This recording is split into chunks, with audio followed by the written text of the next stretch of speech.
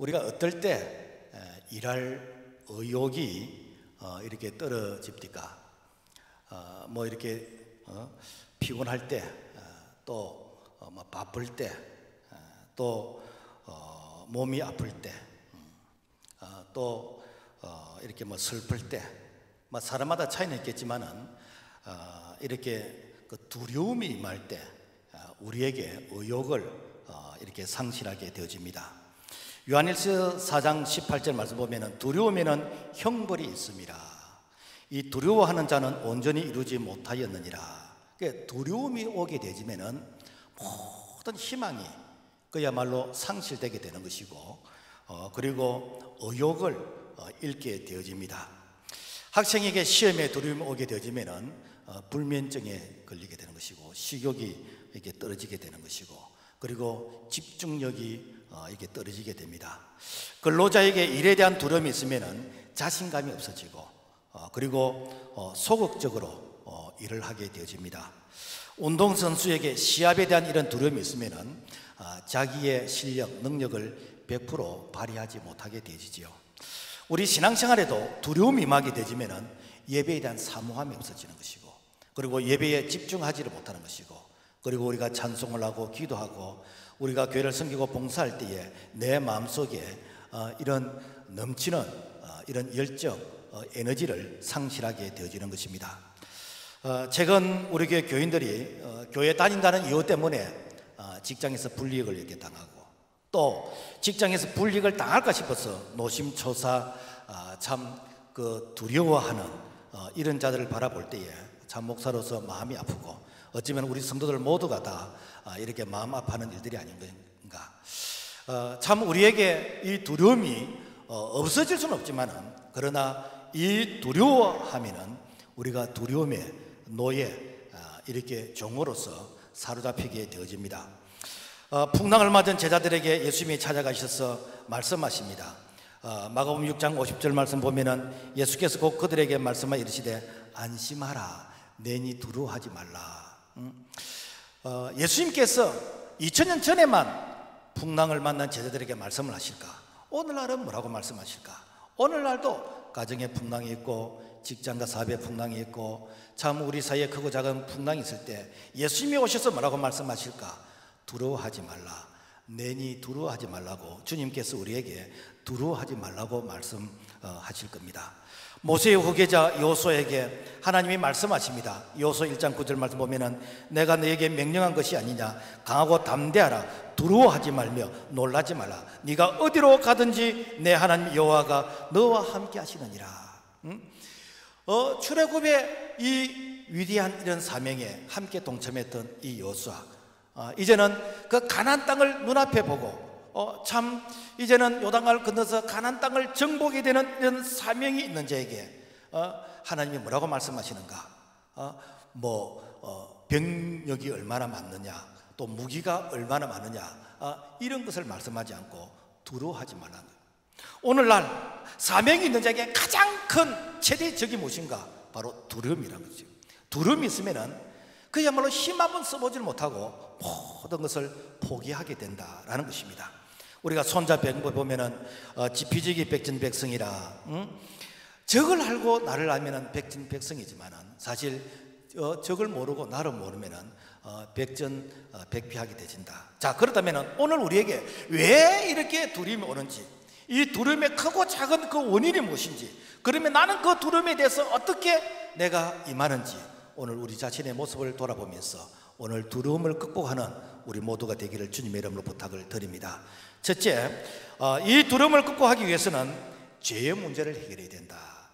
하나님이 사람을 창조하시되 하나님의 형상과 모양으로 사람을 창조하셨습니다. 그러니까 하나님이 사람을 창조하시고 하신 말씀이 하나님 보시기에 심히 좋았더라. 그 심히 좋았던 그 하나님의 자녀들에게 계속해서 심히 좋은 이 모습을 유지하기 위해서는 어떻게 되는가? 바로 하나님의 말씀, 즉 생명의 말씀, 이 생명나무를 계속해서 선택하고 계속해서 먹을 때에 바로 심히 좋았던 이 관계를 유지할 수 있습니다. 그런데 이 마귀의 유혹을 받아서 생명나무보다는 선악과를 선택하게 되어졌습니다. 하나님의 말씀보다는 마귀의 그 달콤한 유혹을 선택하게 되어졌습니다.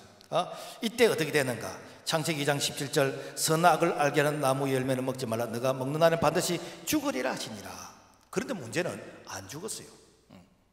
하나님은 반드시 정령 죽으리라고 했는데 안 죽었어요. 그러면 하나님의 말씀이 이 거짓말인가? 아닙니다. 하나님과의 관계가 단절되었어요. 하나님과의 소통의 관계가 단절되었습니다. 하나님으로부터 공급되어지던 이 사랑과 은혜와 축복과 이런 모든 이 은혜가 이제는 하나님과의 관계가 단절되어지고 그 하나님이란 대상을 내가 세상에서 찾게 되집니다. 그래서 좀 초월적인 내보다 더 강한 것이 보이면은 그것을 하나님이라 생각하고 이제는 그 대상을 통해서 내가 공급받으려고 할 때 이것이 채워지지 않으면은 우리 마음속에 이 두려움이 생기는 것이고 염려와 근심이 생기게 되는 것이고 갈등이 생기게 되어지는 것입니다. 그래서 마귀는 우리가 하나님을 바라보는 이 초점을 세상으로 이렇게 돌려가지고 그래서 우리를 두려워하게 만들어가지고 그래서 해야 되는 것을 하지 못하도록 만들어서 그래서 이 마귀의 목적은 죽이고 멸망시키는 것이다. 그래서 마귀는 항상 우리에게 그 초점을 잃게 만들어서 본질을 잃게 만들어서 그래서 소위 말해서 마귀의 그 수준에 들어가게 하는 바로 이런 마귀의 교활한 수법인 것입니다. 창세기 3장 7절 말씀 보면은 그들의 눈이 밝아져 그들이 벗은 줄을 알고 무화과 나무 잎을 엮어 치마로 삼았더라. 여호와 하나님이 아담을 부르시며 너가 어디 있느냐? 하나님의 소리를 듣고 내가 벗었으므로 두려워하여 숨었나이다. 범죄하기 전에는 하나님과의 관계에서 심히 좋았던 관계인데 내가 선악과를 먹은 이후로부터는 이제는 두려워하여서 무화과 나무 밑에 숨게 되어지는 바로 이런 두려움의 관계가 되어졌습니다. 여러분 오늘날도 두려워하는 자들은 무화과 나무 밑에 이렇게 숨게 되어집니다. 이 시대에 무화과 나무가 무엇일까?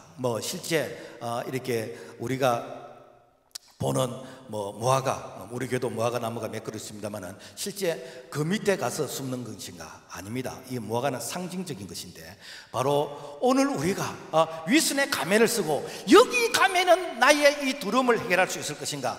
여기에 가면 나의 수치를 이렇게 가릴 수 있을 것인가? 그래서 바로 위선의 가면의 뒤에서 숨는 이것이 바로 오늘 이 시대의 무화과 나무이다라는 것입니다. 그래서 이 종교의 가면 뒤에서 그래서 이 종교를 통해서 이 자기의 두려움을 극복해 보려고 애를 쓰는 이런 모습들 뿐만 아니라 어떤 출세와 어떤 성공을 통해서 그래서 나는 출세했기 때문에 나는 성공했기 때문에 그래 나는 걱정이 없어 라고 하면서 이 위선의 가면 뒤에 숨게 되지는 또 어떤 사람들은 어떤 쾌락을 통해서 어떤 술을 통해서 그래서 세상적인 엔조이를 통해서 자신의 두려움을 극복해 보려고 하고 또 어떤 사람은 어떤 백을 통해서 어떤 좀 권력이 있다고 하는 그런 정치인들의 그 배후에서 자신의 두려움을 극복해 보려고 애를 쓰는 바로 이런 모습이 있다면 이것은 손바닥으로서 하늘을 가리는 바로 그런 어리석은 자의 모습이다라는 것입니다. 아니면은 일시적인 어떤 두려움은 극복할 수 있을지 모르지만 영원한 두려움을 극복할 수 없다는 것입니다. 자, 이런 자에게 하나님은 가죽옷을 지어서 그 두려워하는 아담과 하와에게 입히게 되어졌습니다. 창세기 2장 21절 여호와 하나님이 아담과 그의 아내를 위하여 가죽옷을 지어 입히시니라.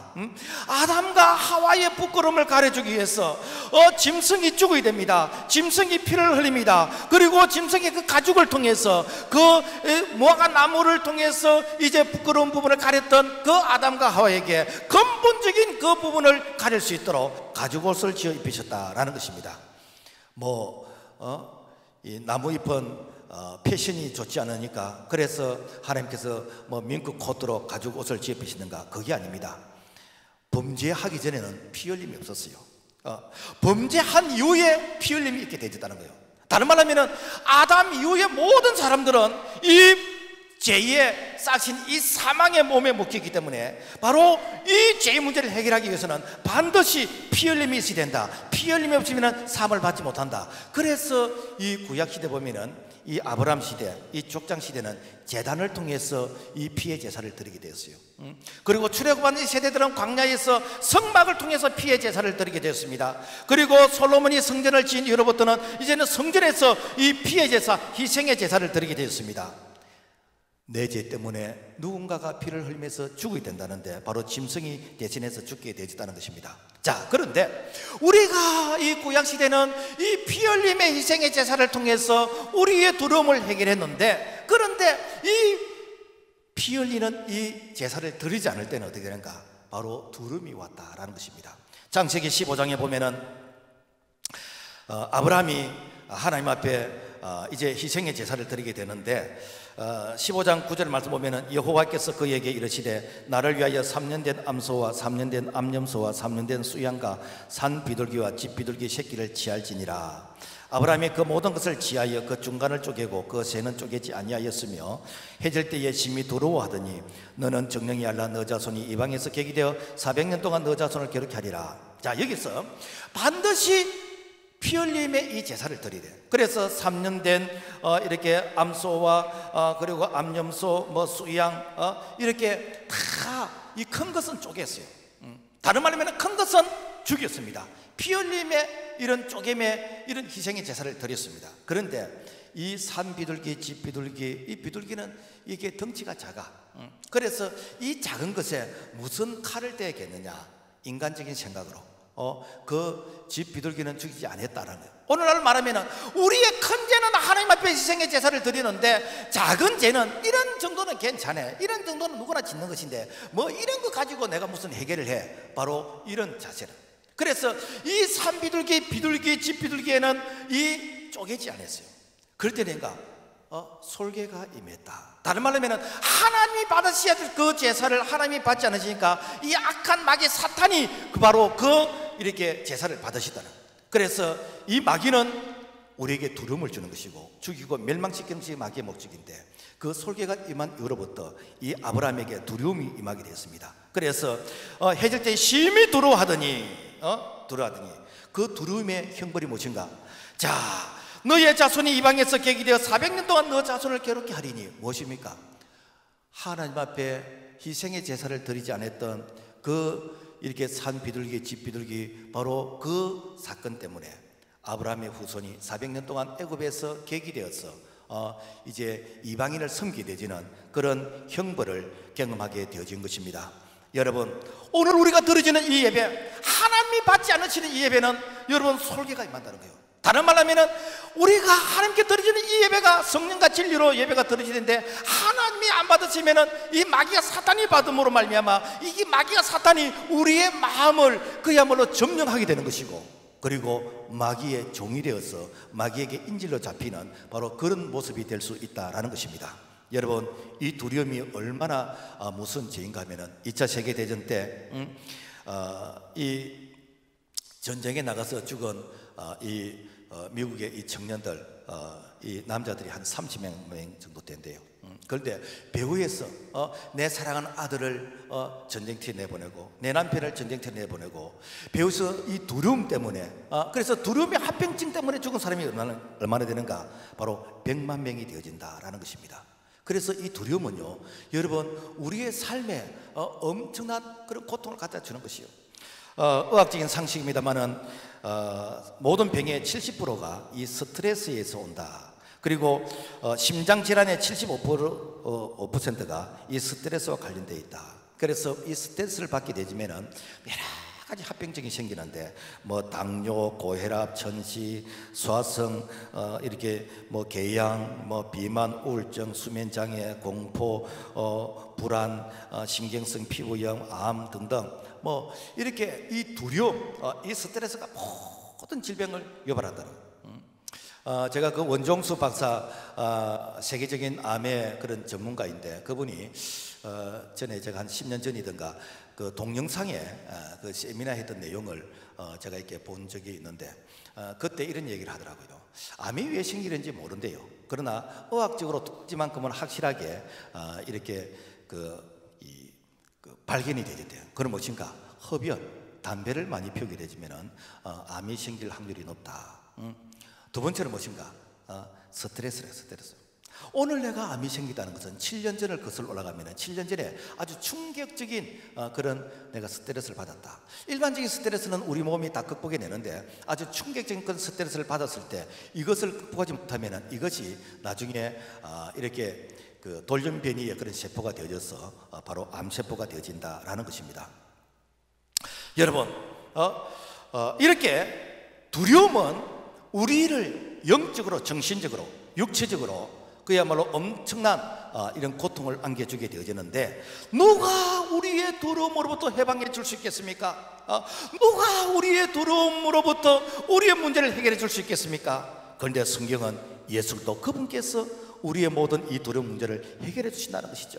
로마서 5장 8절, 그리스도께서 우리를 위하여 죽으심으로 하나님께서 우리에게 대한 자기의 사랑을 확정하시느니라.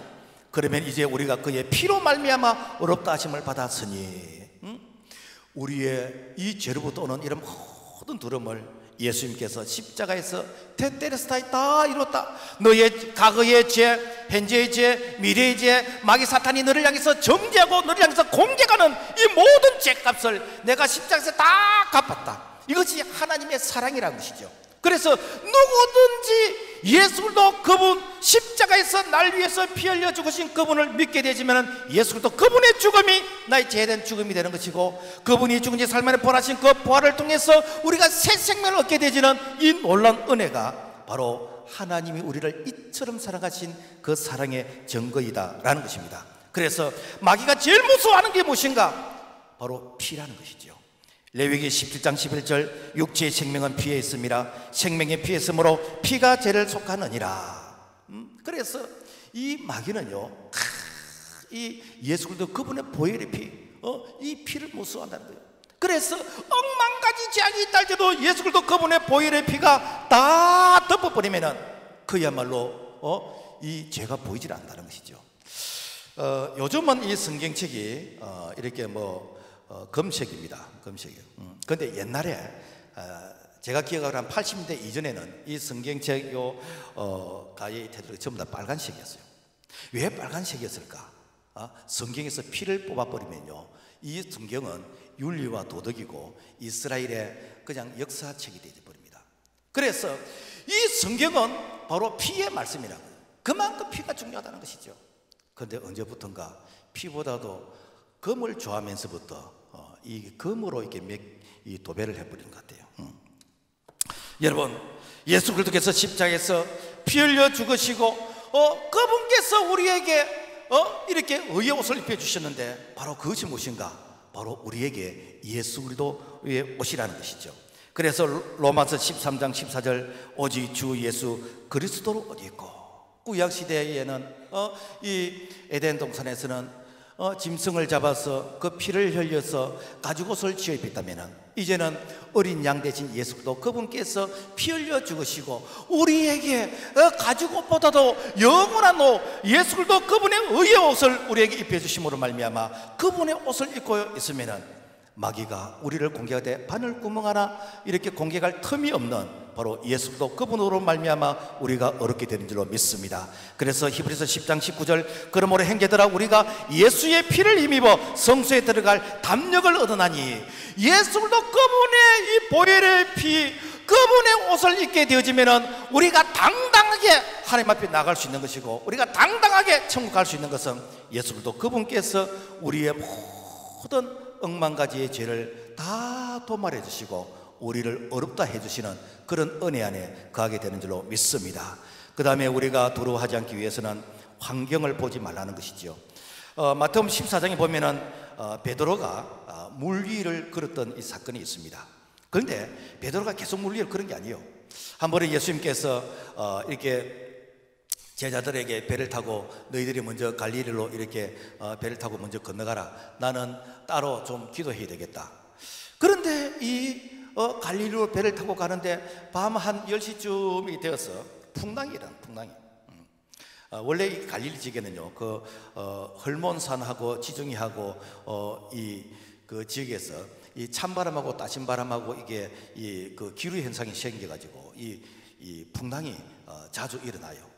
그래서 풍랑이 일어났습니다. 그래서 와, 우리 죽는 거 아닌가 라고 하면서 그들이 두려워하고 있는데, 예수님께서 그 풍랑이는 바다 위를 걸어서 이렇게 제자들에게 찾아가시는 거예요. 그러니까 제자들이 와, 귀신 왔다, 귀신, 와, 유령이다 라고 하면서 그들이 막 더 두려워하는 것이요. 이때 예수님께서 내다 두려워하지 말라. 이러니까 베드로가 만약 주님이시거든 나도 물 위로 걸어서 오라게 하소서. 그래서 예수님께서 그래 오라. 응, 오라. 그러니까 이 베드로가 오리처럼 바다 위를 걸어서 이제는 예수님께로 가게 되는데, 그런데 성경은 뭐라고 기록하고 있는가 하니까 마태복음 14장 3절 바람을 보고 무서워 빠져가는지라. 예수님을 바라보고 갈 때는 물 위를 걸었어. 그런데 이 바람이 이렇게 불고 이 파도가 치고 가니까 이 예수님을 바라보던 그 시선, 그 초점에서 이제는 바람을 보고 파도를 바라보면서 내가 빠지게 되어졌다라는 것입니다. 여러분, 이 시대에도 바람이 있습니다. 요즘 코로나보다도 더 무서운 것은 이 두려움의 바람인 것입니다. 이 두려움의 바람이 그야말로 이렇게 우리의 신앙을 흔들어 놔버리고, 그리고 뭐 이렇게 학원 가라든지 요즘 뭐 대학도 학생들이 뭐 다 휴학을 내버리고 학업을 포기해버리고 이렇게 하니까 대학도 운영이 안 될 정도로 참 어려움을 겪는다 그러고, 그리고 이렇게 경제도 마찬가지고. 제가 우리 교인들 이렇게 식당에 가게를 가보면 참 마음이 아파요. 왜 전에는 이 시간 되어지면 손님들이 북적북적 했는데 그런데 손님이 없어. 이게 뭔가 두려움의 바람입니다.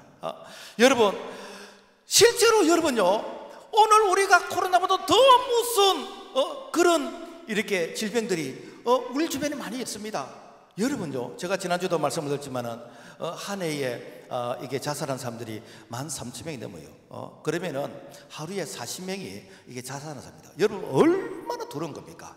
그런데 자살이 두려워서 현수막 걸어놓고 이렇게 통제하고 그렇게 합니까? 안 하잖아요.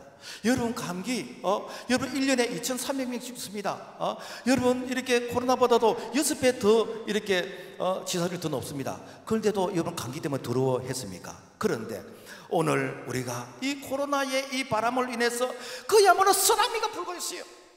아마 이 코로나 문제가 해결됐다 할지라도 제2의 후유증 때문에, 그래서 사람들이 경제적으로 또 신앙적으로 이렇게 여러 가지 사회에서 이렇게 낙심된 자들이 회복되는데 어쩌면은 몇 년이 걸리지 않을까.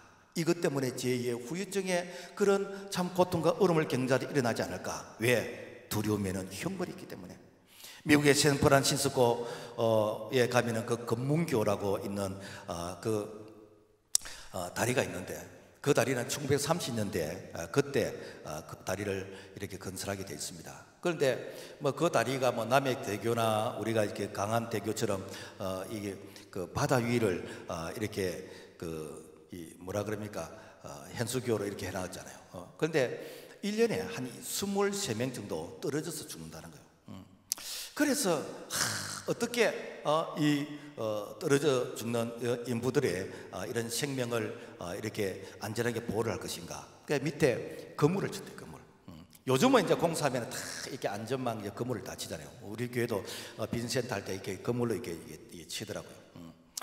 그런데 그물을 치고 나서는 한 명도 안 떨어져 죽었다는 거예요.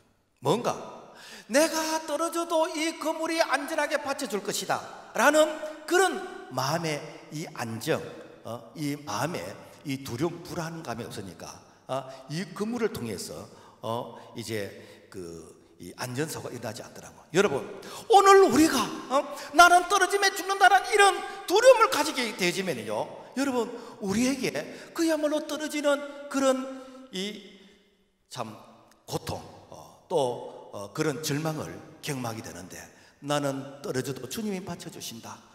주님께서 나와 함께 하신다. 주님께서 나를 잡고 계신다. 그래서 우리가 번지점프 보면은 위에서 떨어지는 것 같는데 줄이 딱 잡고 있잖아요. 내가 떨어지는 것 같지만 주님께서 나를 잡고 계신다 라는 사실을 믿게 되어지면은 오늘 우리에게 여러 가지 이 두려움의 이런 요소들을 능히 우리가 극복하게 되는 줄로 믿습니다.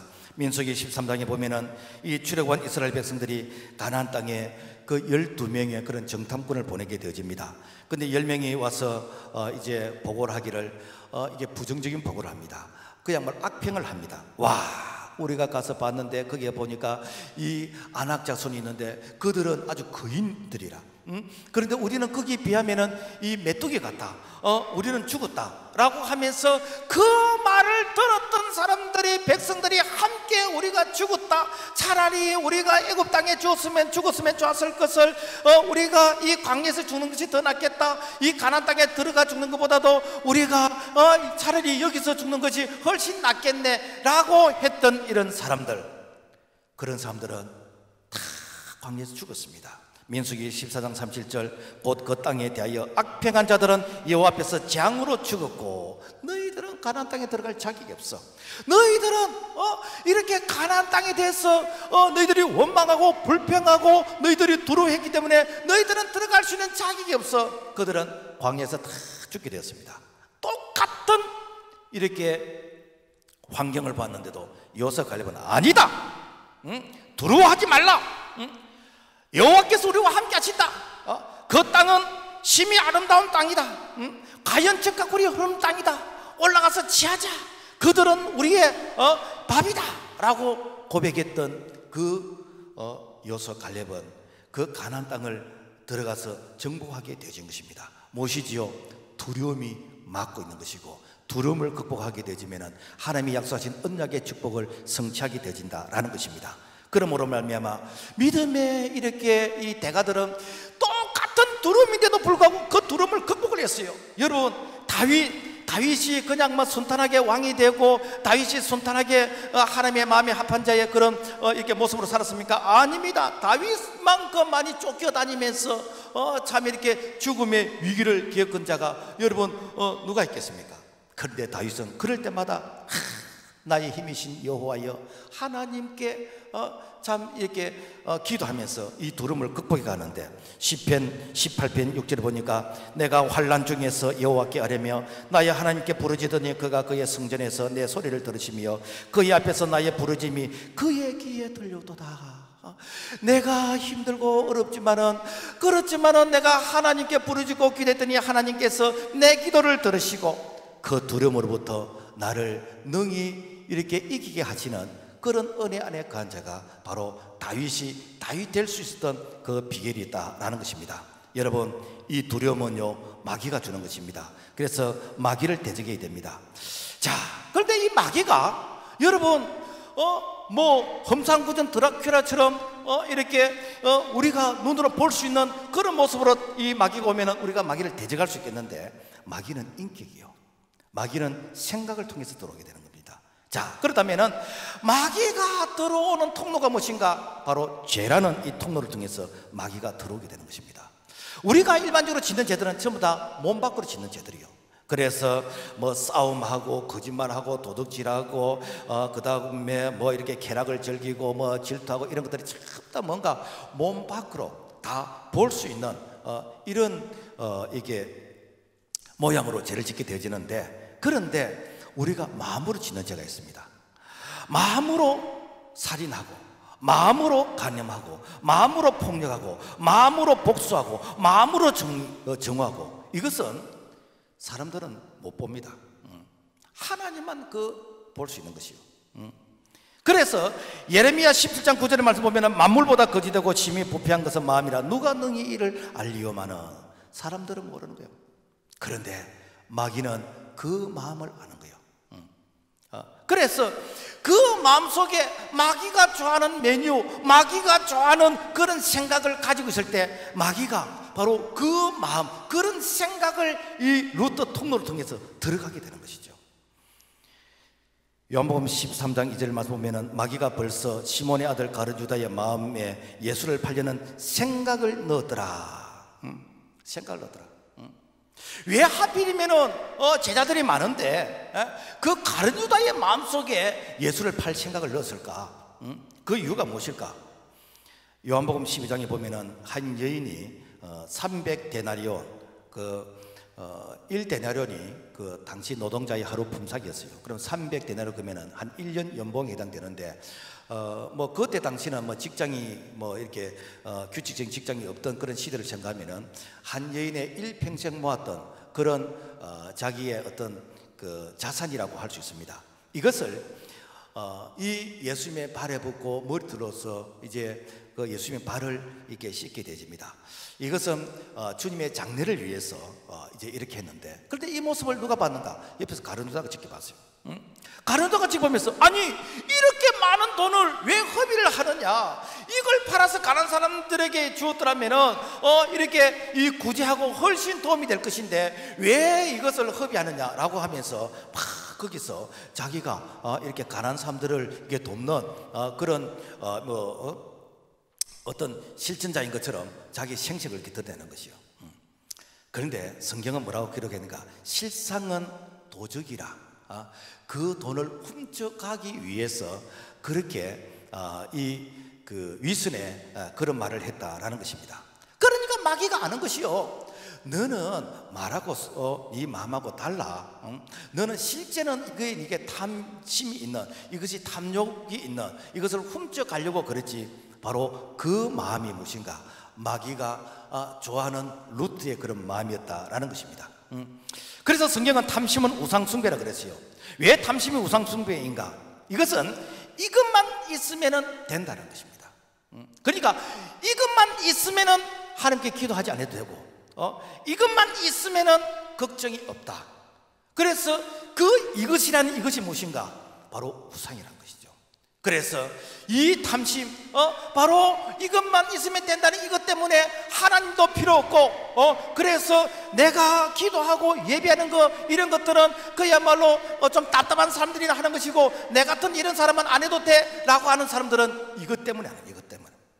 그래서 이것이 돈이 될 수가 있고, 권력이 될 수 있고, 빽이 될 수 있고, 아니면은 뭐 이렇게 자기의 어떤 뭐 학력이라든지 뭐 세상적인 어떤 출세라든지, 그래서 이것만 있으면 된다라는 그 바로 탐심, 이것이 마귀가 그 사람 속에 들어갈 수 있는 그런 원인을 제공하는 것이고 바로 루트이다. 그래서 이 마귀가 이 탐심을 통해서 그 사람 속에 들어가게 되지면은 어떻게 되는가? 가룟 유다가 마귀가 아니라 가룟 유다가 마귀의 행동을 하는 것이죠.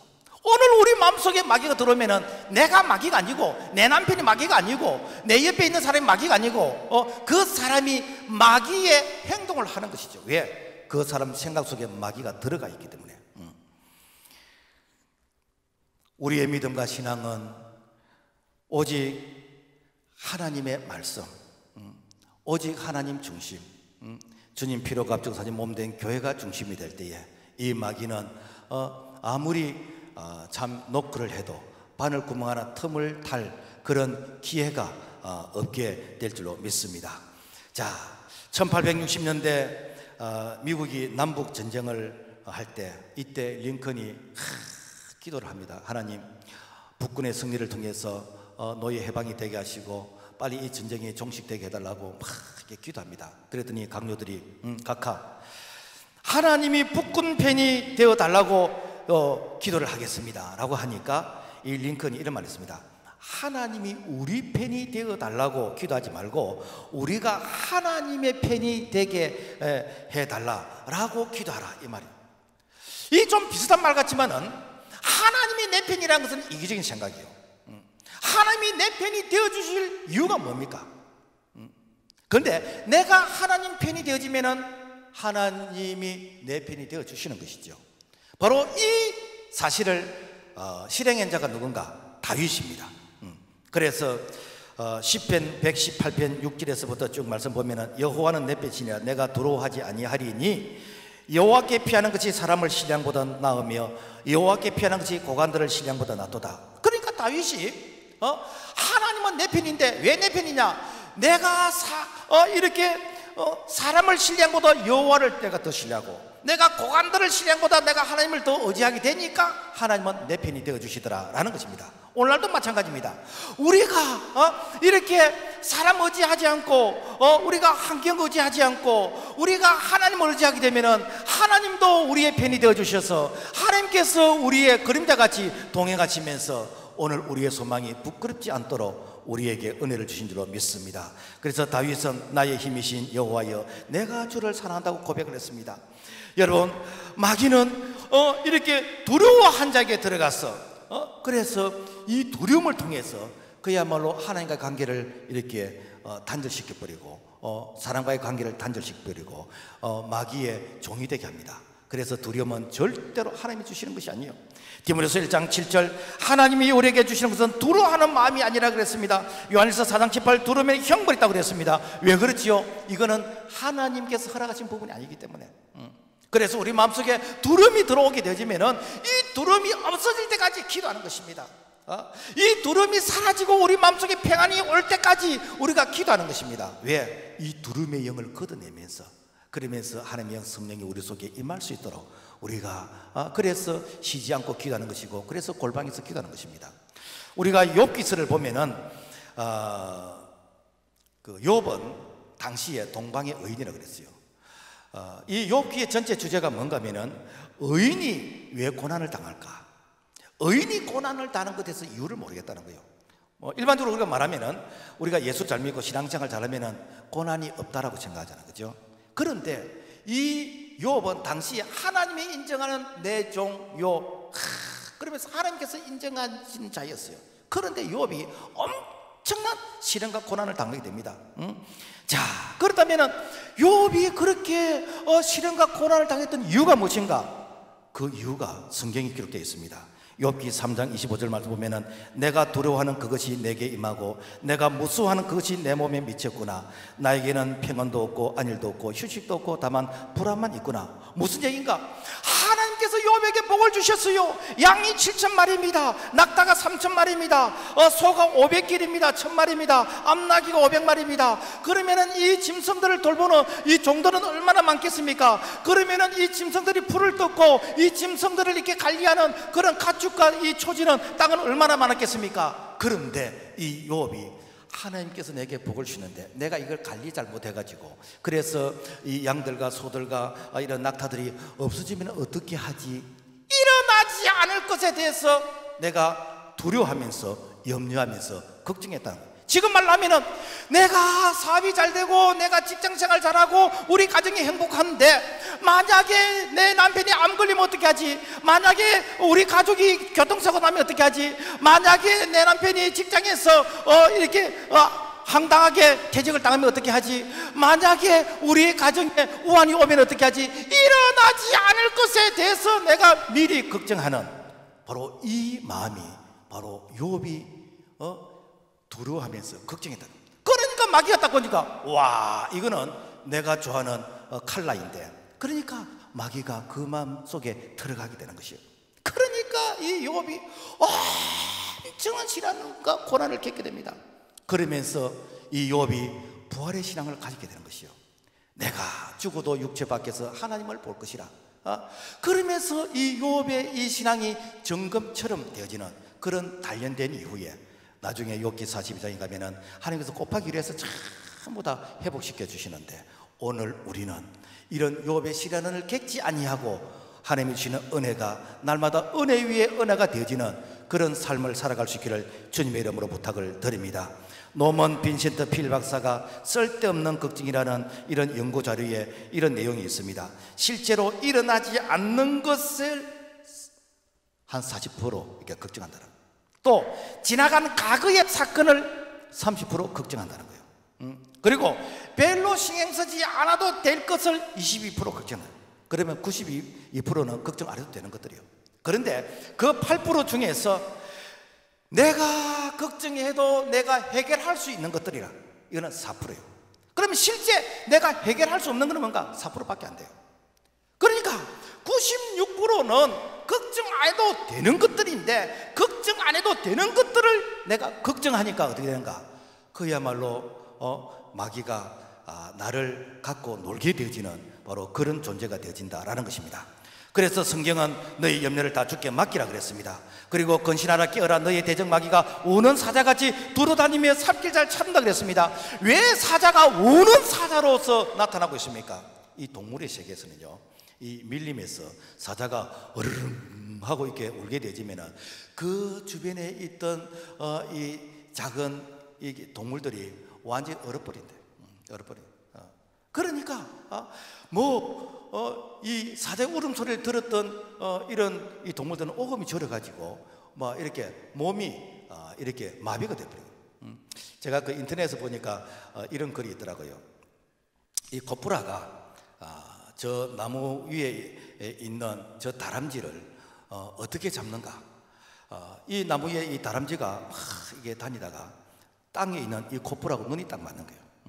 이 코프라의 눈에서 레이저가 나오는 거예요.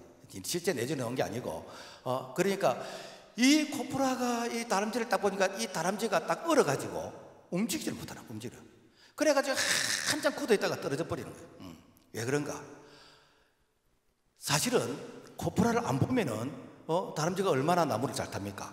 그런데 이 코프라를 보는 순간 그야말로 두려움 때문에 몸이 마비가 되어서 그야말로 자기가 원하는 그런 의지적인 행동을 하지 못했다라는 것입니다. 여러분 그렇습니다. 악한 마귀가 사탄이 여러분 우는 사자처럼 그야말로 방송을 통해서 사람을 통해서 이웃을 통해서 여러 가지 매스컴을 통해서 우리에게 이 두려움을 심어줄 때마다 우리는 이렇게 소리에 우리가 이렇게 주파수를 맞추지 말고 그럴 때마다 우리가 하나님의 말씀에 하나님의 그 음성에 우리가 주파수를 맞추게 되지면 이런 두려움을 능히 극복하게 될 줄로 믿습니다. 그래서 우리는 어떤 존재인가? 누구든지 그리스도 안에 있으면 새로운 피조물이라 이전 것은 지나가지 보라 새 것이 되었도다. 예수 안에 있는 자들은 새로운 피조물이요 예수 안에 있는 자들은 여러분 결코 정잠이 없는 것은 생명의 성령의 법이 죄와 사망의 법에서 우리를 해방시켜 주시는 그런 은혜 안에 거하기 때문에 오늘 우리는 하나님의 자녀답게 우리가 살아야 될 이유가 바로 예수 안에 있는 그런 새로운 피조물인 줄로 믿습니다. 그 다음에 우리가 사람을 의지하지 말라는 것이지요.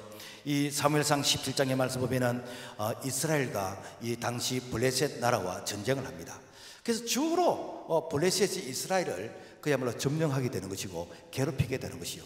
아니나 다를까 이번에도 이 블레셋이 이스라엘을 향해서 선전포고를 합니다. 그러면서 40일 동안 이스라엘 향해서 그야말로 간담을 서늘하게 이렇게 막 공포심을 심어줍니다. 왜 그런가? 거기에는 골리앗이라는 장군이 있어요. 이 골리앗은 거인인데 키가 2m 70이 넘습니다. 전에 뭐 우리나라 씨름수 이봉걸이든가 뭐 키가 2m 10 얼마 되는데 그래도 와 거인이라 그랬잖아요. 그런데 2m 70이 넘어요.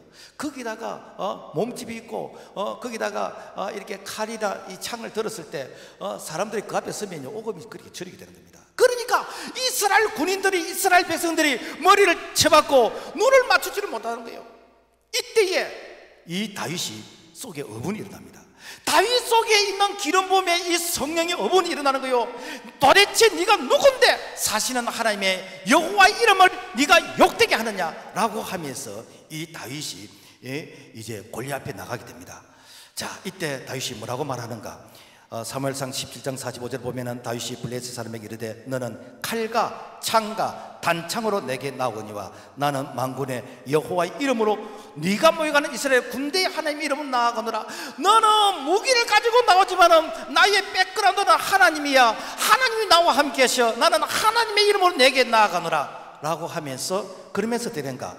이 평소에 자기가 양을 칠 때 사용하던 그 물맷돌 뭐 물맷돌 하니까 잘 모르는 것 같아요. 이게 최초의 미사일이었는데 그래서 이런 그 가죽 띠끈이 있습니다. 여기에 돌멩이를 넣고 팍 돌려가지고 착 놔버리면은 이게 원심력에서 팍 날아가는 거예요.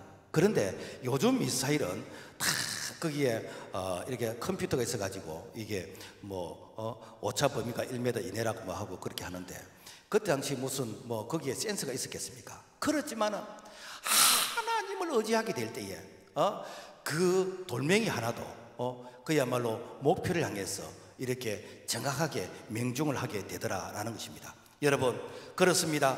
우리가 누구를 두려워하게 되겠습니까? 그래서 이 다윗은 이 어렵고 힘들 때마다 하나님을 두려워하게 됐는데 시편 27편 1절 보니까 여호와는 나의 빛이시요 나의 구원이시요 내가 누구를 두려워하리요? 여호와는 내 생명의 능리시니 내가 누구를 무서워하리요?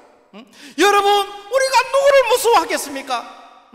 여러분 사람의 말이 무섭습니까? 여러분 코로나가 무섭습니까? 여러분요 하나님께서 이런 것들 다 참새 한 마리도 하나님의 허락 없이는 떨어지지 않는다고 우리의 머리털까지 하나님께서 다 세신받으신다고 했는데 우리가 하나님을 의지하게 될 때 오늘 골리앗도 쓰러지게 되어지는 그런 역사가 내 눈앞에서 일어나게 될 줄로 믿습니다. 우리나라 사람들이요, 참 이렇게 두려움이 많은 것 같아요. 왜 그런가 하면은 우리나라의 이 점쟁이, 뭐 점쟁이라 그렇겠는데 역술인, 그 무당들의 숫자가 대한민국의 이 국군의 숫자보다도 많고 목사님들 숫자보다 더 많아요. 어느 정도 되는가? 60만 명이다. 60만 명. 국민의 한 60%가 이 점쟁이를 이렇게 찾는다는 거예요. 그리고 그 점쟁이들의 1년 전체 이 수입이 한 2조 원 정도 된대요. 그렇다고 점쟁이 되지 마시고. 왜 그런가? 사람들이 불안하니까, 내 마음속에 이렇게 두려움이 있으니까. 그러니까 그야말로 내보다도 배운 것이 더 짧은 그런 자인데도 불구하고 거기 가서 한마디 한번 들어보려고. 이것이 무엇인가? 오늘 참 60%의 사람들이 이 점쟁이를 찾으면서 자기 인생을 맡기는 거 아닙니까? 여러분, 하나님의 인도하심을 받고 싶습니까? 점쟁이의 인도를 받고 싶습니까? 점쟁이의 인도를 받는 자들은 요한계시록 21장 8절의 말씀 보니까 그러나 두려워한 자들과 믿지 않는 자들과 모든 자들은 불과 유황으로 타는 못에 던져지니 이것이 둘째 사망이라. 여러분, 이런 자들은 둘째 사망. 우리가 사람이 죽으면은 한 번 죽는 걸로 끝난 게 아니고 그 다음에 심판이 있게 되는데 그 심판을 통해서 지옥 가는 것이 둘째 사망인 것입니다. 그래서 이런 자들은 둘째 사망에 간다는 것입니다.